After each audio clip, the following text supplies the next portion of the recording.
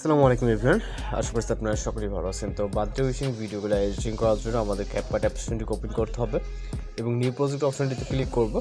Just আমরা প্রথমে একটি ভিডিও ক্লিপ দেওয়া থাকবে, এই ক্লিপটিকে সিলেক্ট করতে হবে। ওকে, এরপর হচ্ছে এখান থেকে অ্যাড অপশনে ক্লিক করবেন, অর্থাৎ প্রথম যে ভিডিও ক্লিপ সেটাকে অ্যাড করে নিব। এরপর আমরা ইন্ডিংয়ের দিকে চলে যাব। চাইলে আগে মিউজিকটা অ্যাড করে নিতে পারি, এর জন্য অ্যাড অডিও এক্সট্রাক্টেড মিউজিকটিকে সিলেক্ট করে এখান থেকে ইম্পোর্ট সাউন্ডে ক্লিক করব। এরপর এখান থেকে হচ্ছে আমরা ভিডিওর ইন্ডিংয়ে গিয়ে ফটো সাইড করবো জন্য প্লাস আইকন এবং ফটোস অপশনে চলে যাব। আপনাদের গ্যালারিতে থাকা সকল পিকচার এখানে দেখতে পারবেন। এই ভিডিও থেকে চাইলে যদি যেখান থেকে আপনি পিকচারগুলো সিলেক্ট করতে চান ওইখান থেকে আপনি পিকচারগুলো সিলেক্ট করবেন। তো আমি আমার মতো করে 10টার মতো পিকচার সিলেক্ট করে নিচ্ছি। আপনি আপনার মতো করে আপনার প্রয়োজনীয় পিকচার অথবা যার বার্থডে উইশ করবেন তার কিছু পিকচার সিলেক্ট করে এখান থেকে সিলেক্ট করে নেবেন। অর্থাৎ আমাদের এখানে এই ভিডিওটির জন্য 10টা পিকচার প্রয়োজন হবে। পিকচারগুলো ফুল স্ক্রিন না থাকলে অবশ্যই জাস্ট পিকচার ক্লিক করে যেটা যতটুকু প্রয়োজন হয় এভাবে জাস্ট জুম করে নেবেন। ওকে, এবার হচ্ছে আমাদের ডিউরেশন অ্যাড করতে হবে। এখানে যে প্রথম যে পিকচারটা এটা ডিউরেশন হবে হচ্ছে 0.9, ওকে, অর্থাৎ 1 সেকেন্ডের এরকম। এবং দ্বিতীয় পিকচারটা ডিউরেশন একদমই শর্ট হবে, এখান থেকে 0.3 করে দিতে হবে। এর জন্য আমরা কিছুটা জুম করব। ওকে, জাস্ট এখান থেকে 0.3 করব দ্বিতীয় পিকচার।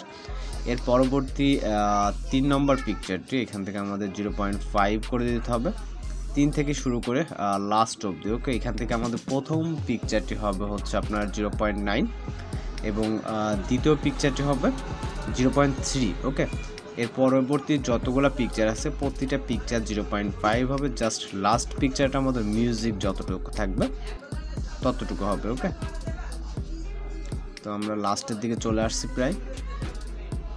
ওকে, এবং লাস্ট পিকচার আমাদের 0.5 দিলে কিন্তু হয়ে যাচ্ছে। ওকে, তো এখন জাস্ট আমরা এখান থেকে অ্যানিমেশন অ্যাড করব। অ্যানিমেশন অ্যাড করার জন্য আমরা প্রথম যে পিকচারটি থাকবে এটাতে ক্লিক করব, অ্যানিমেশনে ক্লিক করব এবং এখান থেকে আমরা কম্বোতে ক্লিক করব। এখানে অনেক অ্যানিমেশন আপনি দেখতে পারবেন। এর ভিতর থেকে আমরা রাইট সাইডে চলে যাব। এইখান থেকে আমি 12 রাইট সাইডে যেতে হবে।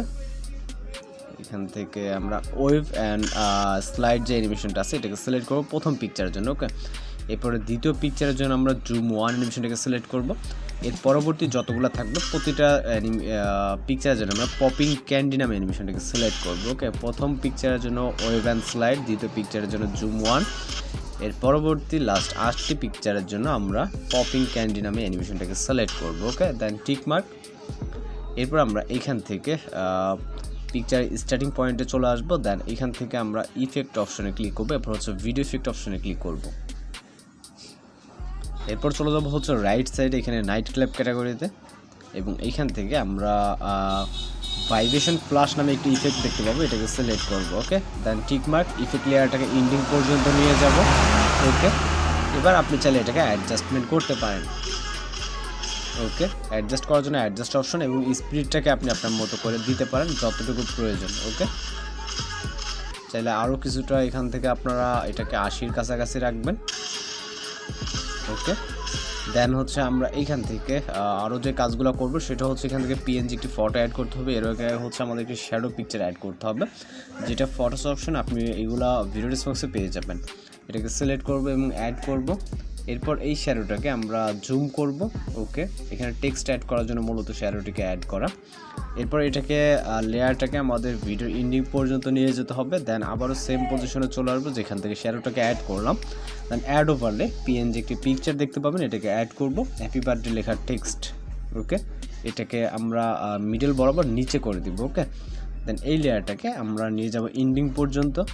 ওকে, এখন জাস্ট আপনি চাইলে ভিডিওকে প্লে করে দেখতে পারেন। যদি অ্যাকুরেটভাবে হয়তো প্লে নাও হতে পারে, কারণ এখানে যেহেতু অনেকগুলো ইফেক্ট অ্যানিমেশনের ব্যাপার আছে। জাস্ট আমরা ভিডিও রেজলিউশনটা কাজ আসতে থেকে এখান থেকে এক্সপোর্ট অপশনে ক্লিক করবো, তাহলে আপনি ভিডিওটি এক্সপোর্ট হওয়ার পর কিন্তু ভিডিওটিকে প্লে করে দেখতে পারবেন। ওকে, এক্সপোর্ট অপশনে ক্লিক করবো, জাস্ট এখন পার্সেন্টেজ কাউন্ট হয়ে ভিডিওটি এক্সপোর্ট কমপ্লিট হয়ে যাবে। তো এই ছিল আজকে এডিটিং টিউটোরিয়াল। আর যদি ভিডিও ভালো লাগে অবশ্যই চ্যানেলটিকে সাবস্ক্রাইব করে রাখবেন। তো দেখা হচ্ছে পরবর্তী কোনো নতুন ভিডিওতে। সবাই ভালো থাকবেন, সুস্থ থাকবেন।